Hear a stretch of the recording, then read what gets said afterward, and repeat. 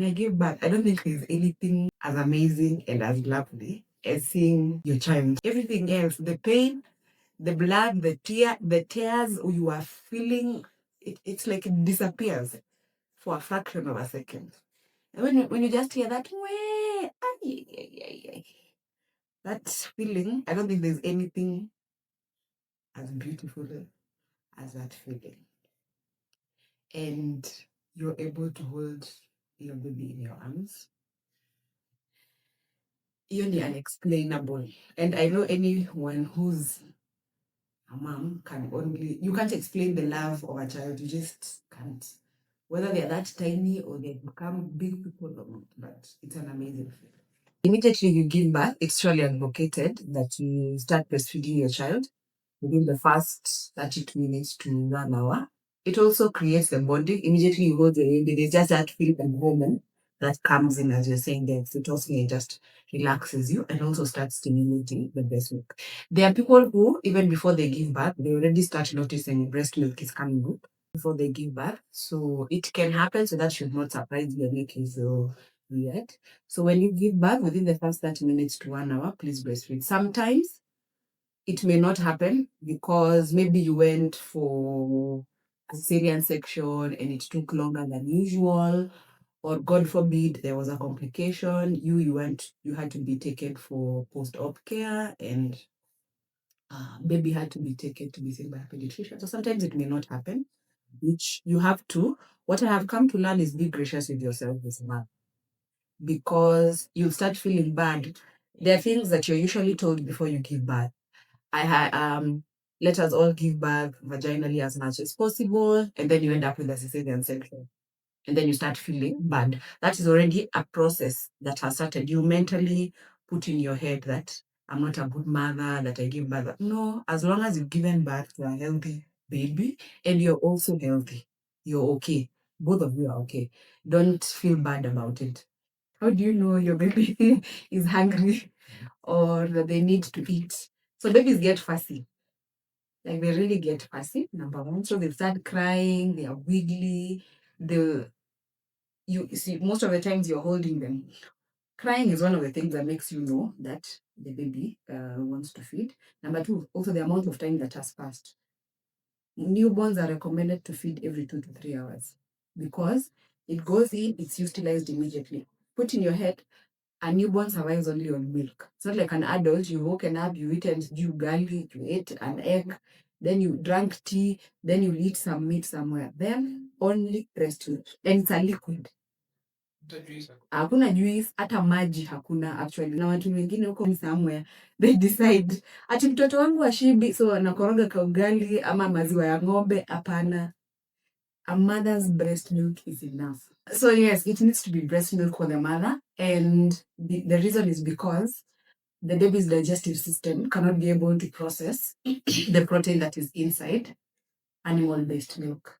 That's why they usually say if you can be able to push after 1 year, that's when you introduce animal-based milk, e.g. cow, goat, for your children, then better. But for the baby, you give them breast milk.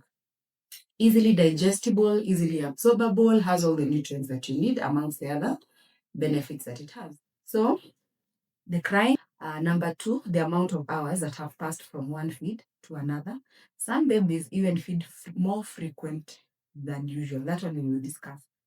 Pooping babies, they poop frequent. A baby poops a lot and susus a lot. So that's why they keep on being changed their diapers, or if it is a nappy or whatever it is that you're using, they changed so many times. A full breast, from the time you fed at 10 a.m., by 12 noon, you will notice your breast is full and it starts leaking by itself.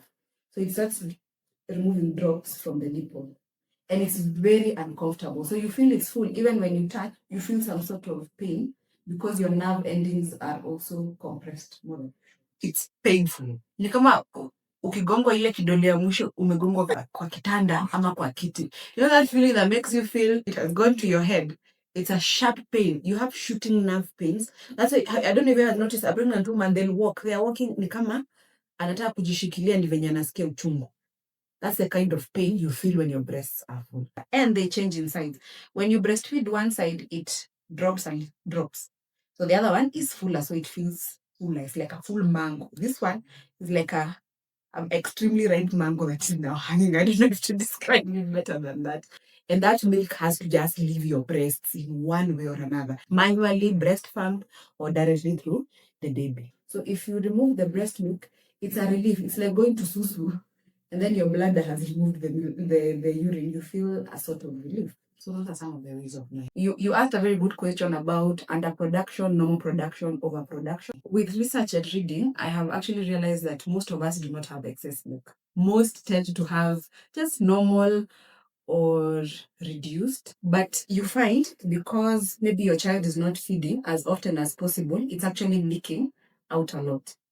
So you find you're feeding this side, and then the other side you're getting wet on the whatever, if you're wearing a bra or a t-shirt or whatever it is. So if it is excess, you find that your baby is feeding, they are full, at some point they're even vomiting because it is in excess. In excess, you can actually store your breast milk. There are places you can actually donate your milk to. So if you've actually collected too much milk, you can donate it. But this is where now the concept of how did you remove it from, were you clean, were you safe? There's a whole process. Do you have any form of infection? Do you have any condition? Because I can't just remove breast milk and give it to another mother. There's a lot of logistics, legal issues in between and policies. Your type of nipple can also interfere with how baby is breastfeeding. There's that whole process of latching and all that. So maybe they're not latching properly, so that's why they look hungry all the time. So tunaamua tumpe uji ati juu hashibi. Every woman, we all have different types of nipples. Some protrude, some are retracted. So a retracted nipple, baby will not be able to latch properly because a nipple should be outside. So when the baby puts their mouth inside, it catch, so they're able to suck from the areola. The areola is that black part of a woman. Every woman can tell they have an areola. So the black part of your breast, that's where when they mouth, they put this is the nipple, and then they attach. So if your nipple is retracted, meaning instead of being like that, ni kama kakona huko ndani kamejivuta. So assume this is the baby's mouth. If they put it here, what are they sucking on? The whole mouth is just at the entrance, and you want it midway to the full length. So you might think baby is not getting enough milk.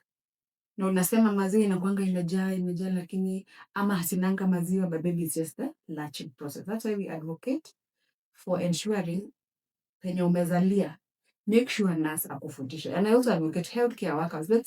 Let's also teach our mothers how to breastfeed. Because sometimes you assume because someone is a nurse or a doctor or they're just in the healthcare space, they know how to do it. Let me tell you, it's one thing to explain something to another. It's another thing for you to be in the shoes of the one breastfeeding and you're in the healthcare.